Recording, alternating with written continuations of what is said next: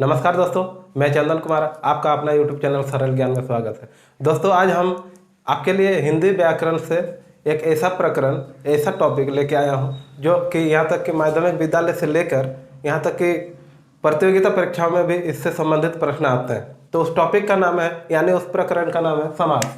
तो दोस्तों, आइए हम लोग जानते हैं समास को विस्तार पूर्वक से। सबसे पहले जानते हैं समास का अर्थ। तो समास का अर्थ होता है संक्षेप करना,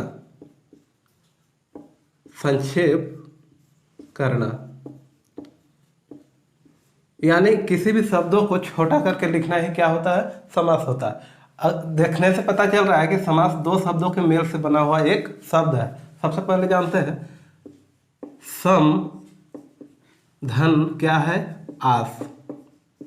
यानी समास को अगर हम संधि विच्छेद करें तो दो शब्द निकल के बाहर आता है, पहला सम, दूसरा आस। पहले जानते हैं सम का अर्थ क्या होता है। सम का अर्थ होता है पास, इसी को हम निकट, समीप या नजदीक भी कह सकते हैं। दोस्तों, आस का अर्थ होता है बैठना, बैठाना, आसन, आसन्न। दोस्तों, आसन और आसन में थोड़ा सा डिफरेंट है, यानी थोड़ा सा भिन्नता पाई जाती है। बैठना का अर्थ होता है आसन और बैठाना का अर्थ होता है आसन्न।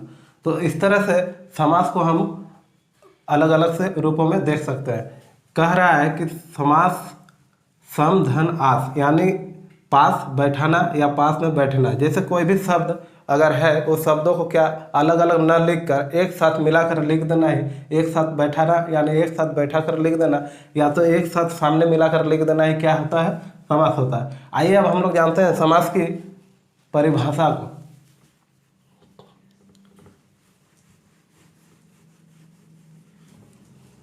दोस्तों, समास की परिभाषा दो या दो से अधिक शब्दों के मेल से बने हुए नए सार्थक शब्दों को क्या कहते हैं, समास कहते हैं। तो जानते हैं पहले परिभाषा को।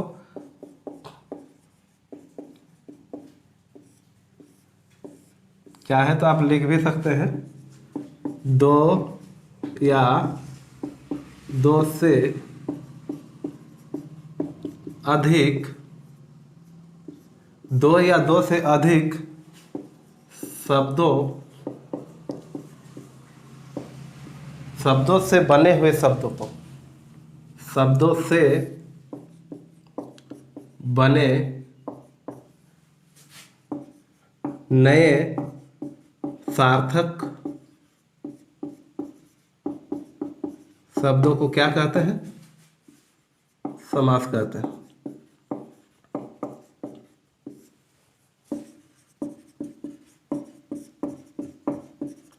दोस्तों, इसका हम लोग दूसरा परिभाषा देखेंगे। ये पहला परिभाषा था, अब दूसरा परिभाषा। दो पदों में प्रयुक्त, दो पदों में प्रयुक्त विभक्ति, योजक या अव्यय पदों को छोड़कर या हटाकर, छोड़कर या हटाकर एक साथ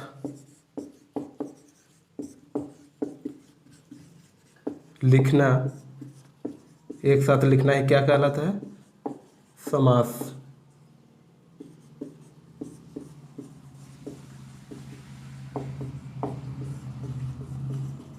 समास कहलाता है। तो दोस्तों, ये था परिभाषा। आप जानते हैं हम इसको विस्तार पूर्वक कि विभक्ति चिन्ह क्या होता है, योजक चिन्ह क्या होता है। उसके बाद समास को जानने से पहले हम चार कुछ महत्वपूर्ण शब्दों को जानेंगे, जिससे समाज को समझने में आसानी होगी। उसके बाद हम लोग पढ़ेंगे समास के कुल भेदों को पदों के आधार पर और हिंदी के आधार पर। दोस्तों, समास के भेद जानने से पहले या समास के प्रकार को जानने से पहले समास को जानना बहुत जरूरी है। तो समास को हम तभी जान सकते हैं जब इन चार शब्दों को जानेंगे। सबसे पहले समस्त पद, पूर्व पद, उत्तर पद और एक होता है समास विग्रह। समास विग्रह। दोस्तों समस्त पद को हम लोग सामासिक पद भी कह सकते हैं। सामासिक पद कहते हैं। समस्त पद कहने का अर्थ होता है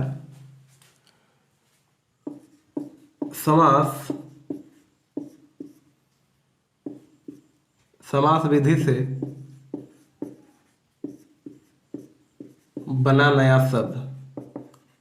किस विधि से? समास विधि से बना नया शब्द। उसके बाद होता है पूर्व पद। पूर्व पद यानी पहला पद।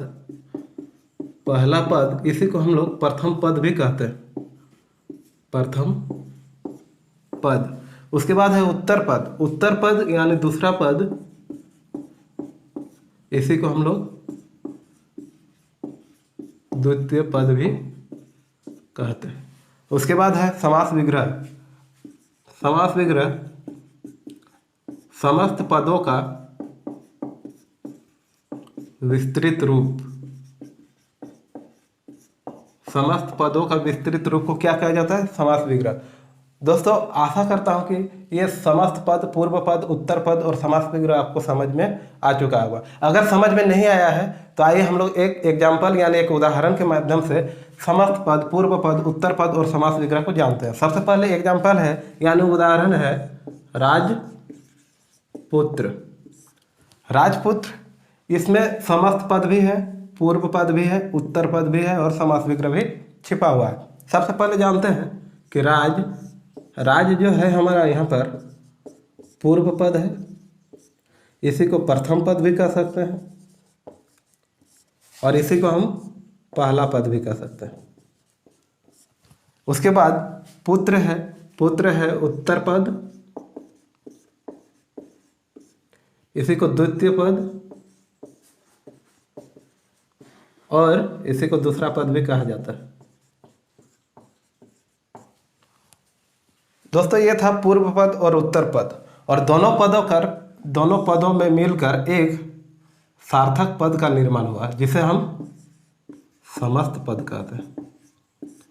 समस्त पद यानी कहने का अर्थ है कि राज पूर्व पद, पुत्र उत्तर पद और राजपुत्र दोनों मिलकर एक सार्थक शब्द का निर्माण हुआ जिसे हम समस्त पद कहते हैं। और इसी में अगर हम राजा का पुत्र लिखते हैं, यानी राजपुत्र कहने का ही अर्थ होता है राजा का पुत्र। ये का चिन्ह जो है ये लोप होता है और यानी इसी को हम विभक्ति कारक या विभक्ति चिन्ह कहते हैं। इसी को योजक कहा जाता है और इसी को अव्यय पद कहते हैं। अव्यय चिन्ह। इस प्रकार ये जो है हमारा राजा का पुत्र, जब इसको हम अलग अलग से लिख देते हैं तो ये हमारा क्या हो गया? समास विग्रह। समास विग्रह। दोस्तों आशा करता हूँ कि इस प्रकार से आप समस्त पद, पूर्व पद, उत्तर पद, समास विग्रह ये चारों को आप अच्छे तरह से समझ चुके होंगे, क्योंकि राज पूर्व पद, उत्तर पद है पुत्र, राजपुत्र दोनों मिलाकर समस्त पद और राजा का पुत्र ये क्या हो गया? समास विग्रह। आइए दोस्तों हम लोग अब जानते हैं समास के प्रकार को।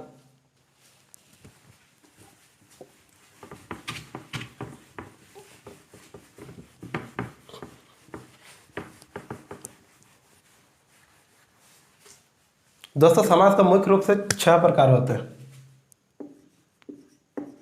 मुख्य रूप से समास के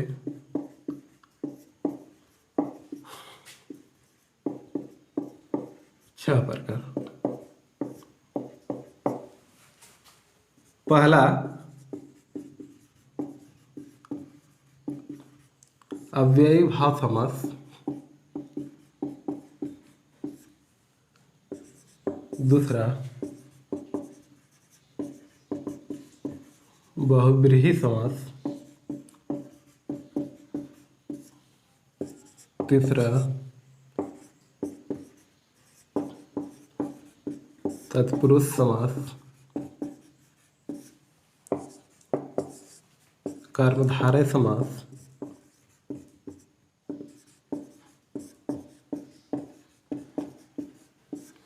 और पांचवा द्विगु समास, द्वंद्व समास। दोस्तों इस प्रकार समास के कुल 6 प्रकार होते हैं। अव्ययी भाव समास, बहुब्रीहि समास, तत्पुरुष समास, कर्मधारय समास, द्विगु समास, द्वंद्व समास। आप जानते हैं इसको एक ट्रिक के माध्यम से। उसके बाद जानते हैं कि कहीं कहीं किताबों में लिखा हुआ रहता है कि समास के कुल 4 प्रकार। तो 4 प्रकार होते हैं, ये भी सही है, 4 प्रकार भी होता है, लेकिन वो क्या होता है कि पदों के आधार पर होता है। सबसे पहले जानते हैं पदों के आधार पर समास के 4 प्रकार। पदों के आधार पर समास के 4 प्रकार। पहला होता है प्रथम पद प्रधान समास, प्रथम पद प्रधान समास। उसके बाद द्वितीय पद प्रधान समास। उसके बाद उभय पद प्रधान समास और अंत में चौथा उभय पद अप्रधान समास। दोस्तों सबसे पहले जानते हैं कि प्रथम पद प्रधान समास किसे कहते हैं। प्रथम पद प्रधान समास कहने का अर्थ है अव्ययी भाव समास। अव्ययी भाव समास को प्रथम पद प्रधान समास कहा जाता है। उसके बाद द्वितीय पद प्रधान समास। द्वितीय पद प्रधान समास कहने का अर्थ है तत्पुरुष समास। तत्पुरुष समास एक ऐसा समास है जिसका द्वितीय पद यानी दूसरा पद प्रधानता पाई जाती है, दूसरा पद उसमें प्रधान होता है। और तत्पुरुष के अलावा इसी में कर्मधारय और द्विगु समास, दोनों समास में दूसरा पद क्या होता है, प्रधान पाया जाता है। और इसलिए इस कर्मधारय को और द्विगु समास को इसमें मिलाया नहीं गया। इसलिए पदों के आधार पर समास के कुल 4 भेद होते थे और बाद में कर्मधारय को अलग रूपों में लिखा गया, कर्मधारय और द्विगु को, इसलिए 6 प्रकार के द्विगु और कर्मधारय को 6 रूपों में बांटा गया। इसके बाद आते हैं उभय पद प्रधान समास। उभय पद प्रधान कहने का अर्थ है ऐसे शब्द जिसमें दोनों पद क्या होते हैं, प्रधानता पाई जाती है। दोनों पद किसमें प्रधानता पाई जाती है, वो होते हैं द्वंद्व समास। द्वंद्व पदों में अगर 2 शब्द या एक शब्द लेते हो ऐसा, जैसे राजा रानी, राजा प्रजा, खाना पीना, खाना पीना, इस प्रकार के शब्द क्या होते हैं, दोनों में प्रधानता पाई जाती है, इसलिए इसे हम क्या कहते हैं, द्वंद्व समास। उसके बाद उभय पद अप्रधान समास, दोनों में से कोई भी पद प्रधान नहीं होता है, उसे हम क्या कहते हैं, बहुब्रीहि समास। ये होता है बहुब्रीहि समास।